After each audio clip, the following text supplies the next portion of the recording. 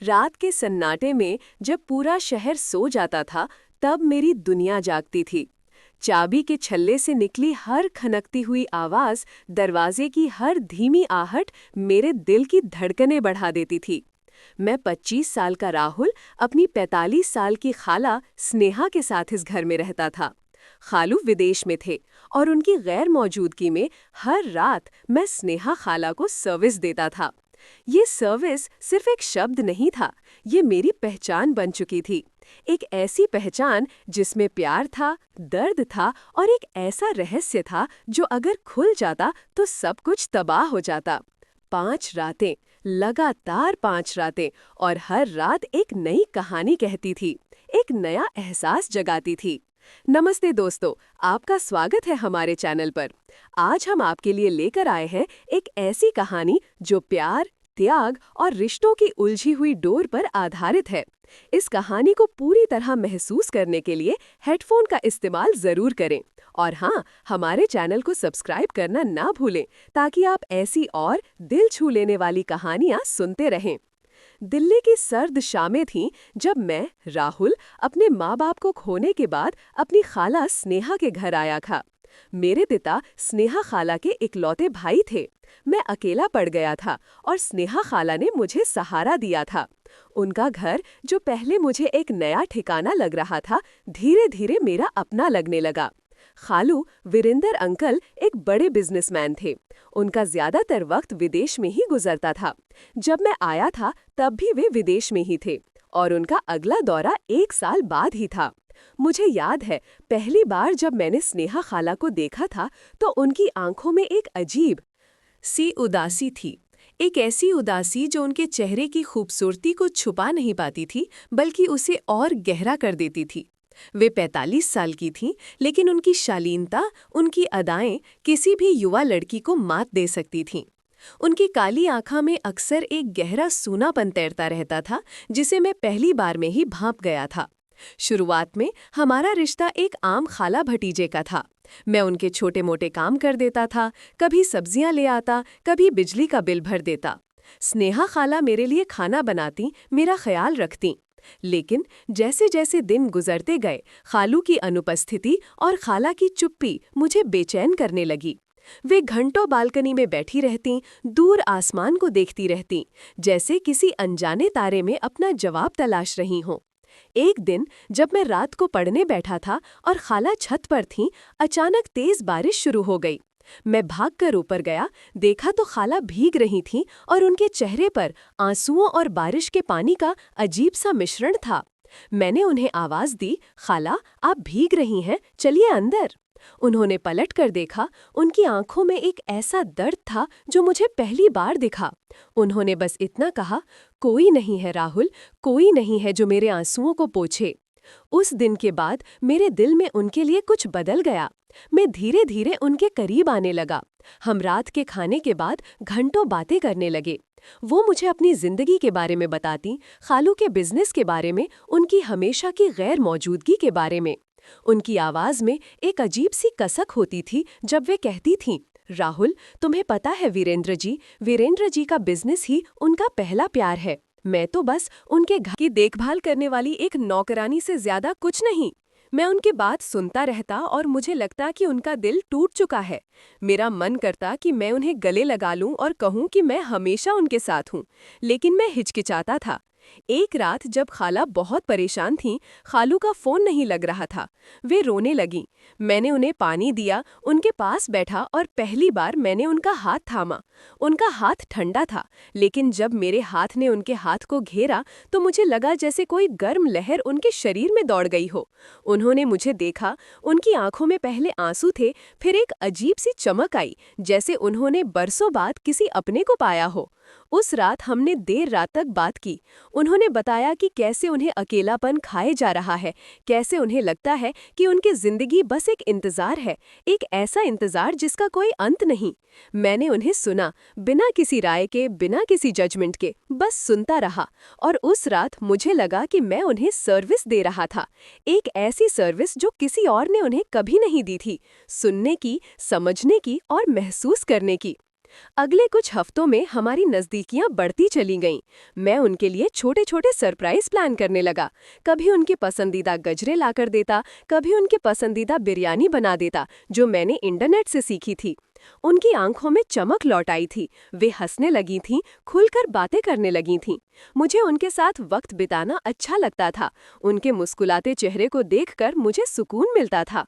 मुझे पता था कि मैं अपनी खाला से प्यार करने लगा हूँ। ये एक ऐसा प्यार था जो रिश्तों की दीवारों को तोड़ रहा था, समाज के बनाए नियमों को चुनौती दे रहा था।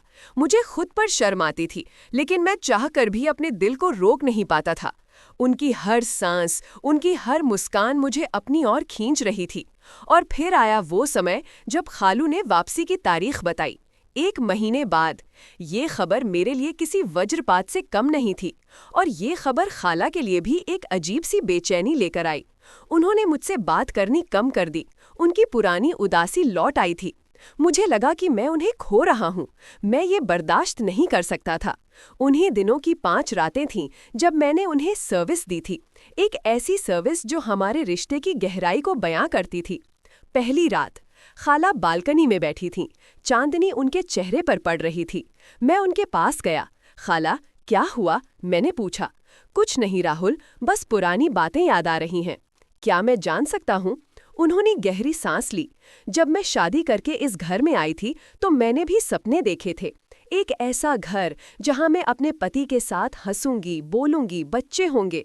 लेकिन वीरेंद्र जी का काम उन्हें मुझसे ज्यादा प्यारा था। धीरे धीरे मैं इस घर में एक तस्वीर बनकर रह गई। उनकी आंखों से आंसू बहने लगे। इस बार मैंने हिचकिचाया नहीं। मैं उनके पास बैठा और उन्हें अपने सीने से लगा लिया। उन्होंने मेरा हाथ कसकर पकड़ा, जैसे कोई डूबता हुआ इंसान तिनके का सहारा ले। उस रात हमने घंटों एक दूसरे के साथ बस चुपचाप बैठे रहे। उनकी सांसें मेरी सांसों में घुल रही थीं, और मुझे लगा कि मैं उन्हें वो सुकून दे रहा हूँ जिसकी उन्हें बरसों से तलाश थी। मैंने उन्हें ये एहसास कराया कि वे अकेली नहीं है। ये मेरी पहली सर्विस थी, भावनात्मक सहारे की, जो किसी भी भौतिक जरूरत से बढ़कर थी। दूसरी रात। अगले दिन खाला थोड़ा गुमसुम थीं। रात को जब मैं अपने कमरे में था, मुझे उनकी आवाज़ सुनाई दी। वो कुछ कह रही थीं, शायद नींद में। मैं उनके कमरे में गया, देखा तो वो डरी हुई थीं, पसीने से तरबतर। उन्हें कोई बुरा सपना आया था। मैं उनके पास बैठा, उनका माथा छुआ। वो ठंडी थीं। खाला, क्या हुआ? उन्होंने आंखें खोलीं, मुझे देखा और फिर से रोने लगीं। मैं बहुत डर गई थी राहुल। मैंने देखा कि मैं अकेली हूँ, एक घने जंगल में, और कोई नहीं है मेरे साथ। मैंने उनके हाथ पकड़े, उन्हें आश्वस्त किया। मैं यहीं हूँ खाला, आप अकेली नहीं हैं। उन्होंने मुझे अपनी ओर खींचा और मेरा सिर अपने कंधे पर रख लिया। उनकी उंगलियां मेरे बालों में फिरने लगीं। उस पल मुझे लगा कि मैं उनके लिए एक सुरक्षा कवच बन गया हूँ। मैंने उन्हें एक बच्चे की तरह सहलाया, उन्हें प्यार से सुलाया। उनकी सांसों में धीरे धीरे एक शांति आ गई। उनकी उंगलियां मेरे बालों में ही थमी रह गईं। मैं देर तक वहीं बैठा रहा, उनके चेहरे की मासूमियत को देखता रहा। ये मेरी दूसरी सर्विस थी, उन्हें डर से मुक्ति दिलाने की, उन्हें सुरक्षित महसूस कराने की। तीसरी रात। खाला ने अगले दिन मुझे अपने पुराने फोटो एल्बम दिखाए, उनकी जवानी की तस्वीरें, उनकी शादी की तस्वीरें। वे मुस्कुरा रही थीं, लेकिन उनकी आंखों में एक दर्द था। देखो राहुल, मैं भी कभी ऐसी ही थी, सपनों से भरी हुई। मैंने उन्हें देखा। आप आज भी उतनी ही खूबसूरत है खाला, बल्कि और भी ज्यादा। उनकी आंखों में एक अजीब सी चमक आई। रात को मैंने उनके लिए उनकी पसंदीदा पुरानी हिंदी फिल्म लगाई और उनके लिए गरम गरम पकौड़े बनाए। हमने साथ बैठकर फिल्म देखी, हंसे, बातें की। फिल्म के एक रोमांटिक सीन पर उन्होंने मेरा हाथ पकड़ लिया। उनका हाथ मेरे हाथ में था और उनकी उंगलियां मेरी उंगलियों में उलझ गईं। उस रात हमने एक दूसरे की आंखों में बहुत कुछ पढ़ा, अनकही बातें, अनकहे एहसास। उनकी आंखों में जो चमक मैंने देखी थी, वो किसी भी हीरे से ज्यादा कीमती थी। ये मेरी तीसरी सर्विस थी, उन्हें फिर से जीने का, हंसने का, खुद को खूबसूरत महसूस करने का मौका देने की। चौथी रात। खालू की वापसी में अब बस कुछ ही दिन बचे थे। खाला और मैं दोनों ही बेचैन थे। हम जानते थे कि हमारे बीच जो कुछ भी पनपा था, वो खालू के आने से शायद खत्म हो जाएगा। रात को जब मैं खाला के कमरे से गुजर रहा था तो मैंने देखा कि वो अपने बिस्तर पर बैठी रो रही थीं। मैं उनके पास गया। खाला, क्या हुआ? राहुल, मुझे डर लग रहा है। मुझे डर लग रहा है कि जब वीरेंद्र जी वापस आ जाएंगे तो सब कुछ फिर से पहले जैसा हो जाएगा। मैं फिर से अकेली हो जाऊंगी। मैं फिर से इस घर में एक भूत की तरह रहने लगूंगी। उन्होंने मुझे देखा। उनकी आंखों में दर्द और लाचारी थी। मैं नहीं चाहती कि तुम जाओ राहुल। मुझे तुम्हारी आदत पड़ गई है। उनके होंठ कांप रहे थे। मैंने धीरे से अपना हाथ उनके गाल पर रखा। उनका गाल गर्म था। उनकी आंखें मेरी आंखों में थीं। उस पल में शब्द बेमानी थे। मेरी आंखों में भी वही दर्द था जो उनकी आंखों में था। धीरे धीरे मैंने उनके माथे पर एक प्यार भरी चुम्मी दी। ये सिर्फ एक चुम्मी नहीं थी, ये एक वादा था, एक इजहार था, एक ऐसा पल था जब हमारे रिश्ते की सारी सीमाएं टूट गई थीं। उनकी आंखों से आंसू बहने लगे, लेकिन इस बार वे दर्द के नहीं बल्कि प्यार और राहत के आंसू थे। उस पल मुझे लगा कि मैंने उन्हें वो सब कुछ दे दिया है जिसकी उन्हें बरसों से तलाश थी। प्यार, अपनापन और ये एहसास कि वे किसी के लिए खास हैं। ये मेरी चौथी सर्विस थी, उन्हें प्यार और अपनेपन का एहसास कराने की। 5वीं रात। अगली रात खालू की वापसी से ठीक 2 दिन पहले घर में अजीब सी खामोशी थी। स्नेहा खाला और मैं दोनों ही जानते थे कि अब सब कुछ बदल जाएगा। रात को मैं उनके कमरे में गया। वो खिड़की के पास खड़ी थीं, बाहर अंधेरे को देख रही थीं। खाला, वो पलटीं। उनकी आंखों में एक अजीब सी चमक थी, जिसमें प्यार था, दर्द था और एक अनकहा अलविदा भी। राहुल, मुझे तुमसे कुछ कहना है। कहो खाला। तुम्हारे आने के बाद मैंने फिर से जीना सीखा है। तुमने मुझे वो प्यार दिया है, वो अपनापन दिया है जिसकी मुझे बरसों से तलाश थी। मैं तुमसे प्यार करती हूँ राहुल। उनके होठों से ये शब्द निकले और मुझे लगा जैसे पूरी दुनिया थम गई हो। मेरे दिल की धड़कनें तेज हो गईं। खाला, मैं भी आपसे प्यार करता हूँ। हम दोनों एक दूसरे को देखते रहे।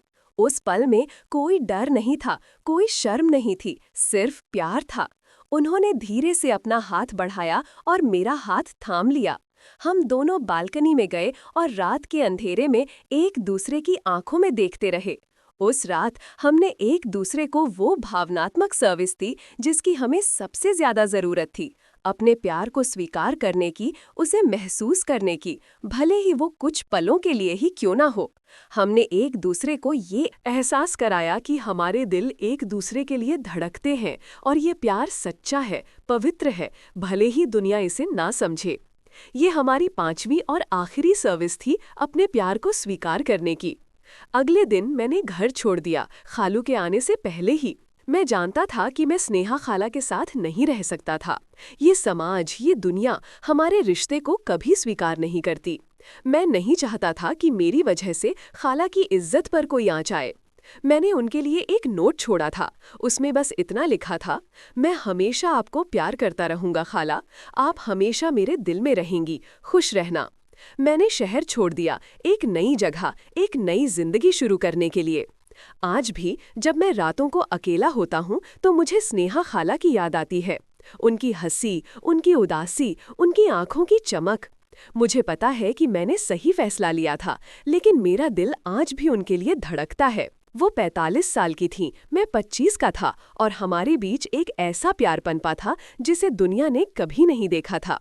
मैंने उन्हें सर्विस दी थी, हर रात 5 रातों तक, एक ऐसी सर्विस जो किसी भी शारीरिक जरूरत से बढ़कर थी।